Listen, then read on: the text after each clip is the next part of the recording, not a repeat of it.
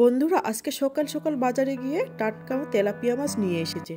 তো এই টাটকা তেলাপিয়া মাছ দিয়ে আজকে আমি কি কি রান্না করতেছি তো দেখিয়ে নেওয়া যাক। হ্যালো বন্ধুরা, আশা করতেছি সকলেই ভালো আছো।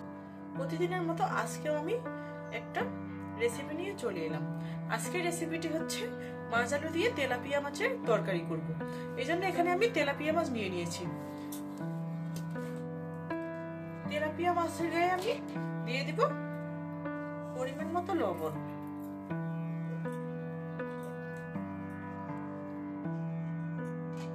আর হলুদ গুঁড়ো। আমি রান্নার শুরুতে মাছের গায়ে লবণ হলুদটা মেখে রাখতেছি, এতে ম্যারিনেট করাটা আমার ভালো হবে। এবারে হাত দিয়ে ভালোভাবে লবণ হলুদ মেখে নেব। মেখে নেওয়া হয়ে গেছে, এবারে এক সাইডে আমি রেখে দিব। লবণ হলুদ মেখে নেওয়া হয়ে গেছে, এবারে আমি মাছ আলুগুলো কেটে নেব।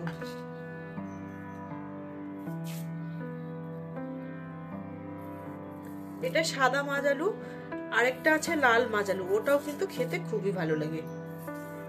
তো বন্ধুরা, আমার এলাকায় এটা মাছ আলু নামে পরিচিত। আপনাদের এলাকায় কি নামে পরিচিত তা কমেন্ট করে জানাতে ভুলবেন না। উপর থেকে এইভাবে ছালটা ছাড়িয়ে নেব। কেটে নেওয়া হয়ে গেছে, এবারে ডুমো ডুমো করে কেটে নিব।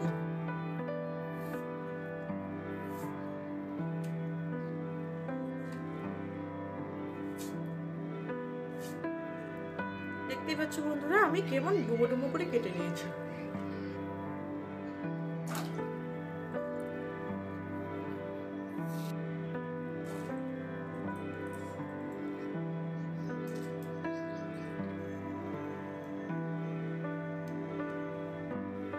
এবারে আমি পেঁয়াজ আর কাঁচামরিচটাকে কেটে নিব। আমি আগে থেকে পেঁয়াজ ও কাঁচামরিচটাকে ধুয়ে নিয়েছি।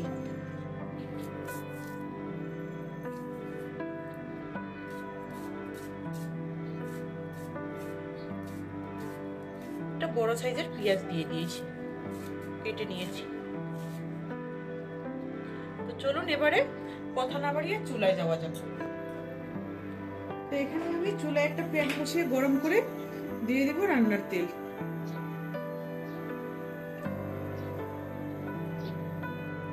তেলটা গরম হয়ে এসেছে, এবারে দিয়ে দিব 1 চিমটি লবণ। মাছ ভাজার সময় খেয়াল রাখবেন যে তেলটা গরম করে একটু লবণ দিয়ে দিবেন, এতে কিন্তু মাছ আপনার একটুকু ভেঙে যাবে না।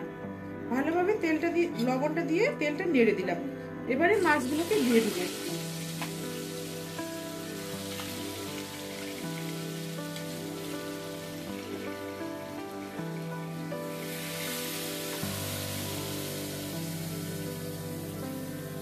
আমি একসাথে সবকটা মাছ ভেজে নিব।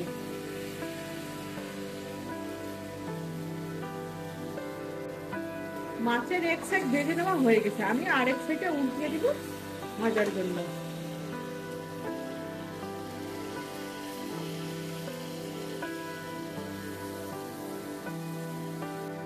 মাছটাকে আমার ভেজে নেওয়া হয়ে গেছে, এবারে তুলে নিব।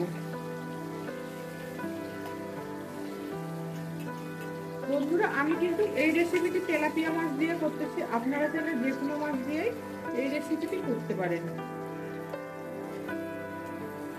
আমার এই প্রসেসের রেসিপিটি রান্না করলে খেতে কিন্তু অসাধারণ হবে, সবাই আপনার প্রশংসা করবে। এবারে এই তেলের মধ্যে আমি দিয়ে দিব জিরে ফোড়ন। জিরে থেকে একটা মিষ্টি গন্ধ ছড়িয়ে আসলে এর মধ্যে দিয়ে দিব কাঁচামরিচ আর পেঁয়াজ কুচি। পেঁয়াজ কুচি আর কাঁচামরিচটাকে ভালো মতো ভেজে নিব।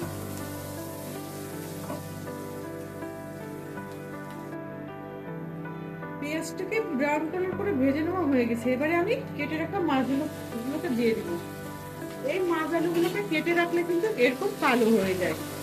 তো এবারে সব উপকরণগুলোকে আমি ভালো মতো ভেজে নেব। মাছ আলুগুলোকে ভাজার সময় আমি অ্যাড করে দিব 1 চামচ মরিচ বাটা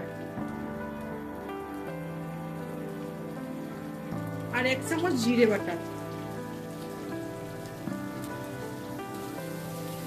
এবারে মরিচ ও জিরা বাটাটাকে দেওয়ার পর আমি আবারও কিছুক্ষণ ভেজে নিব।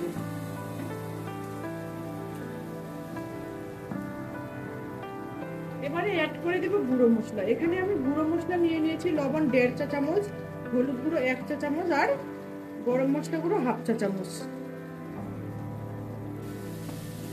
এবারে আমি সব উপকরণগুলোকে দিয়ে আবারও 1 মিনিটের মতো ভেজে নেব। 1 মিনিট আমার ভেজে নেওয়া হয়ে গেছে। এবারে অ্যাড করব 1.5 কাপ জল। জল দেওয়ার পর ভালোভাবে নেড়ে চেড়ে দিব। এভাবে আমি আরো কিছুক্ষণ রান্না করে নিব যতক্ষণ না পর্যন্ত জলটা শুকিয়ে আসতেছে। জলটা কিন্তু শুকিয়ে আসতেছে, দেখতে হবে যে আমার মাছ আলুটা সিদ্ধ হয়েছে কিনা। মাছ আলুটা আমার প্রায় সিদ্ধ হয়ে এসেছে। যে জলটুকু বাকি আছে ওটুকু শুকিয়ে আসলে একেবারে পুরোপুরি সিদ্ধ হয়ে আসবে। তো আবারও আমি কিছুক্ষণ রান্না করে নিব। জলটা আমার শুকিয়ে এসেছে অনেকটাই। তো এবারে এভাবে নেড়ে চেড়ে আমি মাছ আলুগুলোকে কষিয়ে নিব। এই কষিয়ে নেওয়ার সময় কিন্তু 2-1টা ভেঙে যাবে, ওটাই কিন্তু ঝোলের গ্রেভিটা অনেক ভালো করবে।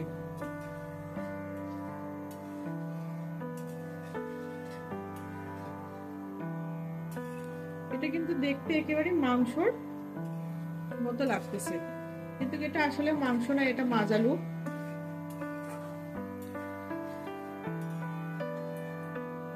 এই মাছ আলুর তরকারি এইভাবে রান্না করলে মাংসকেও হার মানিয়ে দেবে। তো বন্ধুরা আমি প্রায় এখানে 3 মিনিটের মতো কষিয়ে নিলাম। এবারে ঝোলের জন্য জল দিয়ে দিব। এখানে আমি প্রায় আবারও 1 কাপের মতো জল দিয়ে দিলাম। এবারে অপেক্ষা করব ফুটিয়ে আসা পর্যন্ত। ঝোলটা ফুটিয়ে এসেছে। এবারে আমি ভেজে রাখা মাছগুলো দিয়ে দিব। মাছগুলো দিয়ে একটু নাড়াচাড়া করিয়ে দিব।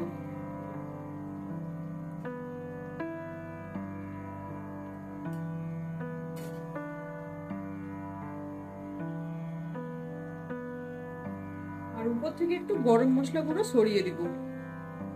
আর আমি বেশিক্ষণ রান্না করব না, আর অল্প কিছুক্ষণ রান্না করব বন্ধুরা।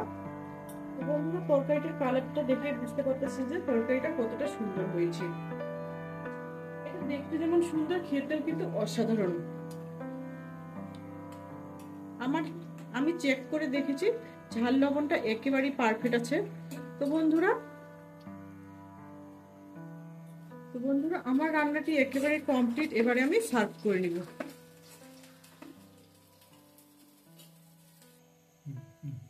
এবারে আমি তরকারিটাকে সার্ভ করে নিব।